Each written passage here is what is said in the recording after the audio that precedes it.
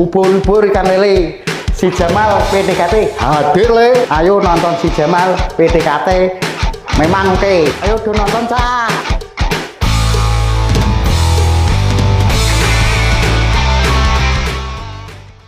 Assalamualaikum warahmatullahi wabarakatuh. Salam Germas, sehat, bugar, produktif.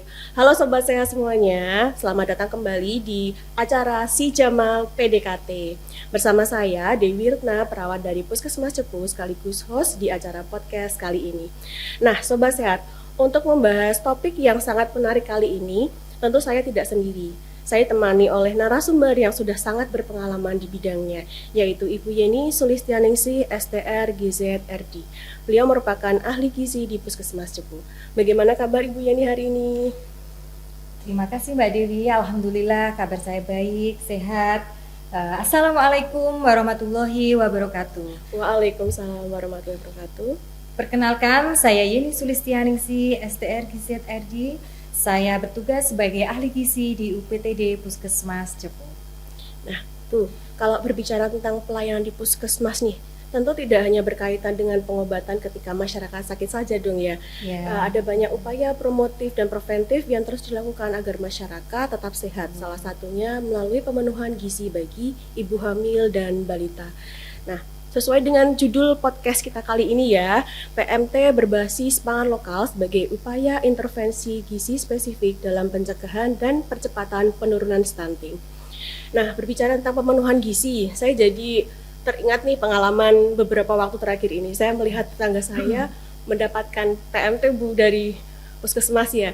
Saya melihat makanannya itu menarik dan sepertinya enak gitu ya, sampai anak sendiri bilang, "Udah kok aku gak dapat makanan kayak gitu," gitu ya. Nah mungkin masih banyak sobat sehat yang juga penasaran nih ya, sebenarnya program apa sih yang sedang dijalankan Puskesmas ini?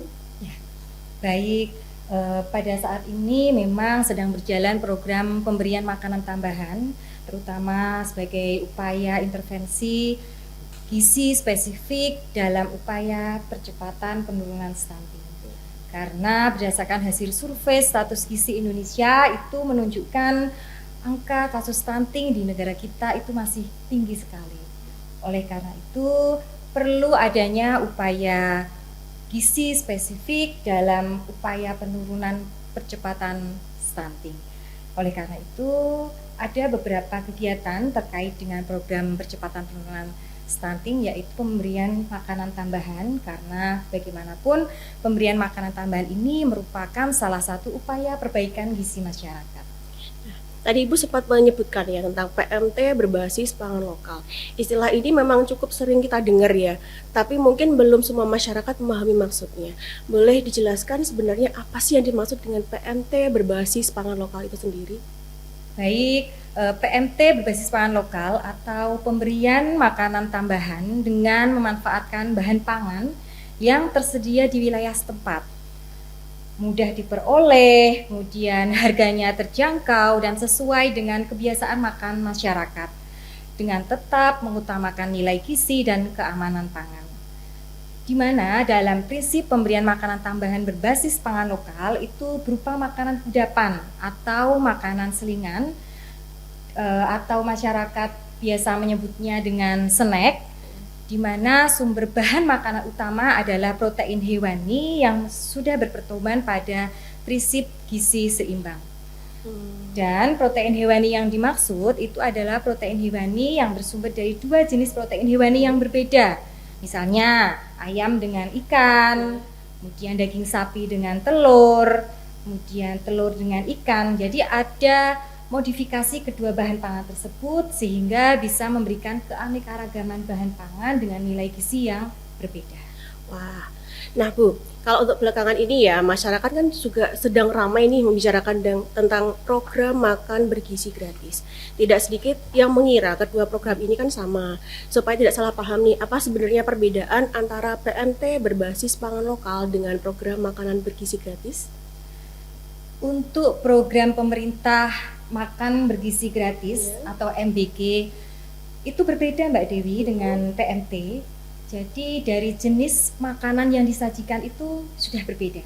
Kalau MBG atau makanan bergizi gratis itu lebih berupa makanan utama atau makanan lengkap, karena sebagai pengganti makan pagi atau makan siang. Tetapi untuk PMT atau pemberian makanan tambahan ini berupa kudapan atau selingan atau snack yang diberikan di antara makan utama. Jadi ini hanya bersifat sebagai tambahan makanan saja, dengan tetap memperhatikan makanan utama yang sudah diberikan. Kalau begitu, siapa saja sih yang memang menjadi prioritas dalam program ini, Bu? Apakah semua balita bisa menerima PMT atau ada sasaran tertentu yang memang diprioritaskan? Sasaran penerima makanan tambahan ini sebenarnya ada beberapa sasaran, Mbak Dewi ya, mulai dari ibu hamil dan balita. Tetapi tidak semua balita dan ibu hamil bisa menerima PMT lokal ini karena ada juknisnya. Jadi untuk ibu hamil ini dibedakan menjadi ibu hamil yang beresiko kurang energi kronis dan ibu hamil yang mengalami kurang energi kronis. Nah, pada ibu hamil ini kan biasanya dilakukan pemeriksaan lingkar lengan atas. Nah, dari hasil pemeriksaan lingkar lengan atasnya, jika ditemukan nilainya kurang dari 23,5, ini berarti ibu hamil dengan kurang energi kronis. Nah, ini yang berhak mendapatkan pemberian makanan tambahan lokal. Begitu pula pada balita. Nah, pada balita ini tidak semua balita itu bisa mendapatkan manfaat makanan tambahan lokal, Mbak Dewi. Jadi balita ini juga dipisahkan berdasarkan kasus yang ada. Jadi balita dibagi menjadi 3 kriteria masalah gizi. Nah, yang pertama adalah balita dengan underweight. Underweight itu indikator berat badan menurut umurnya kategori berat badan kurang. Kemudian yang kedua balita dengan wasting. Wasting ini penentuan status gizi dengan indikator berat badan menurut tinggi badan termasuk dalam kategori gizi kurang. Dan yang terakhir adalah balita dengan weight flattering. Weight flattering ini balita yang tidak naik berat badannya. Oleh karena itu, diharapkan dengan kriteria tersebut, balita yang mengalami masalah gizi, begitu pula ibu hamil yang mengalami resiko kek ataupun kek, ini bisa diintervensi sehingga harapannya bisa memperbaiki status gizinya. Berarti memang sudah ada pengelompokan sendiri gitu ya? Ya, betul. Jadi memang berbeda ya Mbak dengan MBG. Kalau MBG ini sasarannya hampir semua mendapatkan ya, ibu hamil semua mendapatkan, balita juga sama, kemudian belum lagi anak usia sekolah. Tetapi kalau untuk pemberian makanan tambahan ini ada kriteria khusus, yaitu yang mengalami masalah gizi. Baik. Untuk tujuan ya, kalau kita melihat lebih jauh nih, tentu program ini tidak hanya sekedar membagikan makanan ya Bu ya. Sebenarnya tujuan besar yang ingin dicapai melalui PMT berbasis pangan lokal ini apa saja sih? Ya, kalau untuk tujuan dari pemberian makanan tambahan berbasis pangan lokal, yang pertama adalah tentunya meningkatkan asupan gizi ya. Jadi sasaran yang saya sampaikan tadi itu status gizinya bisa meningkat dengan pemberian makanan tambahan. Kemudian mencegah dan menanggulangi masalah gizi, karena sasaran tadi adalah sasaran yang mengalami masalah gizi. Kemudian dengan adanya makanan tambahan berbasis pangan lokal, ini harapannya dapat memberdayakan pangan lokal masyarakat. Kemudian mendukung ketahanan pangan masyarakat dan tentunya akan mencegah menurunkan resiko penyakit terkait pola makan. Baik. Kalau untuk ciri-ciri PMT yang baik nih, kalau masyarakat ingin mengenali ya, kira-kira seperti apa sih ciri-ciri PMT yang berbasis pangan lokal yang baik? Apa yang membedakannya dengan makanan atau jajanan yang biasa dikonsumsi kita sehari-hari? Ya, baik. Kalau sehari-hari kita kan banyak sekali menemui makanan cepat saji, makanan frozen food. Jadi harapannya dengan PMT lokal ini setidaknya bisa menjadikan edukasi juga untuk masyarakat bahwa PMT berbasis pangan lokal ini merupakan contoh makanan dengan menggunakan bahan pangan lokal. Jadi bahan pangan lokal ini adalah bahan pangan yang memang sudah tersedia di sekitar kita, di sekitar wilayah kita. Oleh karena itu harapannya dengan adanya PMT lokal kita juga bisa mengurangi bahkan menghindari untuk memanfaatkan bahan pangan yang cepat saji atau makanan instan atau makanan pabrikan. Jadi betul-betul real food Mbak ya. Iya. Jadi benar-benar makanan yang ada sekitar kita. Kemudian sebagai pemenuhan prinsip gizi seimbang dan yang lebih penting lagi bahan pangan lokal ini diolah dengan cara yang sangat sederhana. Jadi mengurangi proses pemasakan yang cukup lama sehingga proses pemasakan yang cukup lama itu akan berisiko sekali terhadap kesehatan gitu. Berarti agar semua masyarakat tuh bisa di rumah bisa membuat sendiri gitu Ya, ya. jadi harapannya itu masyarakat juga lebih inovatif, lebih kreatif, lebih bervariatif ya dalam mengolah menu makanan lokal terutama untuk anak-anaknya. Jadi tidak hanya makanan yang itu-itu saja yang diberikan untuk anaknya, tetapi makanan yang lebih bervariatif yang tidak kalah dengan makanan-makanan yang pabrikan begitu. Untuk tahap penyelenggaraan ya, di balik setiap paket makanan yang diterima masyarakat nih, tentu ada proses yang cukup panjang ya Bu. Nah, boleh diceritakan bagaimana tahapan penyelenggaraan PMT berbasis pangan lokal ini mulai dari perencanaan sampai akhirnya diterima oleh sasaran. Ya, panjang banget ya ini. Iya. Ceritanya jadi panjang kali lebar ini nanti. Iya. Bisa sampai Baik, itu ya. jadi memang tahapan penyelenggaraan PMT lokal itu mulai dari perencanaan, persiapan dan pelaksanaan termasuk kegiatan pencatatan dan pelaporan karena bagaimanapun ini kegiatan yang berhubungan dengan intervensi terhadap suatu masalah gizi. Jadi tetap harus ada pencatatan dan pelaporannya. Yang pertama adalah perencanaan. Untuk perencanaan ini meliputi satu, penyusunan kerangka acuan kegiatan. Jadi kita harus punya kerangka acuan kegiatan sebagai dasar kita dalam pelaksanaan suatu kegiatan. Kemudian penetapan dan pelaksana kegiatan pemberian makanan tambahan lokal ini. Jadi di suatu wilayah itu tetap harus ada timnya, karena tim itu yang nanti akan menjadikan kegiatan PMT ini berjalan dengan baik atau tidak. Nah, kemudian verifikasi dan penetapan data sasaran. Jadi data sasaran yang sudah sesuai dengan yang kita sampaikan tadi itu diverifikasi. Betul nggak sasarannya sesuai dengan masalah gizi yang ada. Nah, kemudian baru penyusunan siklus menu sesuai standar dalam pemberian makanan tambahan. Untuk persiapan dan pelaksanaannya ini banyak sekali Mbak Dewi. Belum selesai. Belum selesai. Untuk persiapan dan pelaksanaannya meliputi sosialisasi pembekalan. Oh iya. Jadi sebelum kegiatan dimulai kita ada sosialisasi dulu. Sosialisasi itu berupa pembekalan. Jadi kita nanti diajari praktek persiapan pemberian makanan tambahan.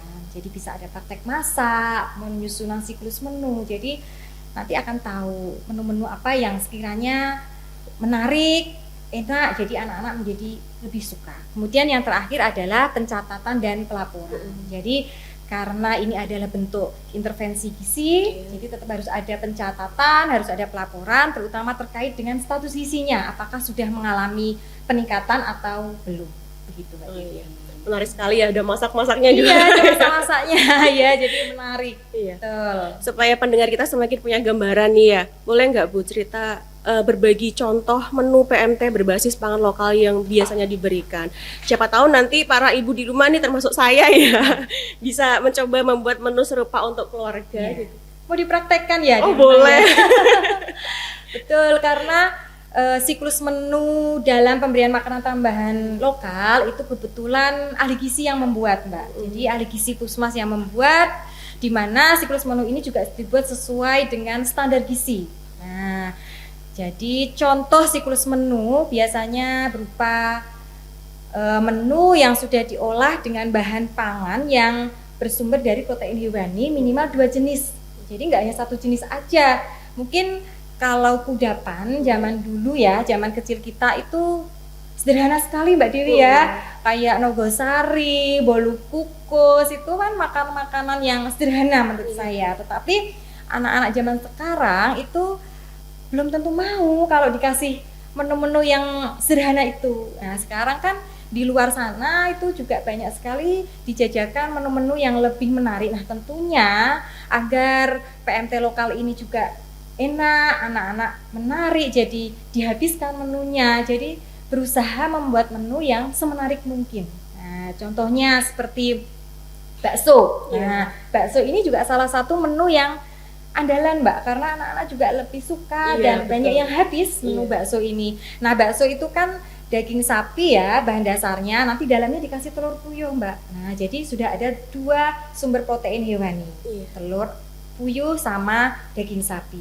Kemudian contoh lagi siomay. Nah, siomay ini juga bisa menjadi salah satu menu yang bisa ditampilkan untuk pemberian makanan tambahan lokal.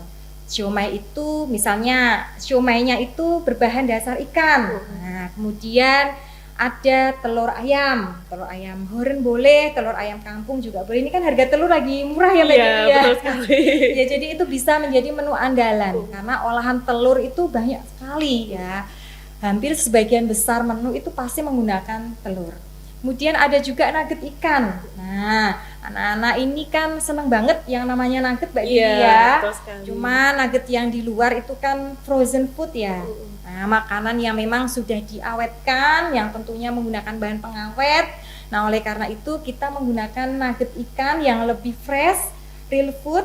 Ikannya benar-benar dari ikan segar. Itu dibuat nugget dengan menggunakan bahan-bahan yang ada sehingga menjadi lebih enak, dan harapannya dengan siklus-siklus menu tersebut anak-anak menjadi lebih suka dan makanan tambahannya habis, sehingga harapannya dengan makanan tambahannya dihabiskan akan terjadi peningkatan berat badan yang signifikan. Nah, itu menunya banyak sekali. Nanti boleh di-spill ya nanti di belakang ya kita. Saya sebutkan tadi. Jadi setiap kali membuat siklus menu itu ada 10 hari. Sekali. Ada 10 hari, jadi minimal ada 10 sampai 20 menu. Iya, jadi paling enggak ya harus betul-betul kreatif, inovatif, dan kita pilih menu-menu yang anak-anak itu suka. Nggak mungkin kita pilih menu anak-anak yang nggak mau, kan pasti nanti takutnya mubazir ya, nggak dihabiskan kan ya. Makanya banyak sekali ibu-ibu itu bilang enak ya menu-menu PMT-nya begitu. Jadi semua itu prinsipnya dari menu yang dibuat itu semenarik mungkin. Harapannya sasaran bisa habis, bisa mau untuk konsumsi makanan tambahan setiap harinya. Setelah kita bahas menu ya, menu yang menurut saya menarik sekali ini. Selanjutnya adalah dampak nih bagi masyarakat. Kalau program ini dijalankan secara rutin dan dimanfaatkan dengan baik oleh masyarakat, dampak positif seperti apa yang diharapkan, terutama bagi tumbuh kembang balita dan kesehatan ibu sendiri? Ya, PMT lokal atau pemberian makanan tambahan berbasis pangan lokal ini merupakan wujud nyata edukasi terhadap pola asuh, ya, terhadap pola asuh yang memanfaatkan kearifan bahan pangan lokal serta sebagai upaya dalam mendukung pemberdayaan masyarakat, dalam hal ini adalah kader, sebagai wujud upaya nyata dalam kegiatan percepatan penurunan pencegahan stunting. Tidak terasa ya perbincangan kita sudah sampai ke penghujung acara nih Bu. Sebagai penutup mungkin Ibu bisa menyampaikan atau sekaligus pesan untuk para orang tua agar semakin semangat memanfaatkan program ini demi kesehatan buah hati mereka. Baik, dengan memanfaatkan bahan pangan lokal, program PMT lokal ini sebagai wujud upaya dalam mendorong kemandirian pangan dan gizi keluarga secara berkelanjutan. Ya, luar biasa sekali ya. Dari perbincangan kita hari ini kita jadi tahu bahwa PMT berbasis pangan lokal bukan sekedar memberikan makanan tambahan, tetapi merupakan salah satu upaya pemerintah untuk membantu memenuhi kebutuhan gizi ibu hamil dan balita yang membutuhkan. Menariknya lagi, menu yang diberikan memanfaatkan bahan pangan lokal yang mudah ditemukan, bergizi, beragam, dan tentunya disesuaikan dengan kebutuhan sasaran. Kita juga memahami bahwa program ini berbeda dengan program makan bergizi gratis karena memiliki sasaran, tujuan, dan mekanisme pelaksanaan yang berbeda.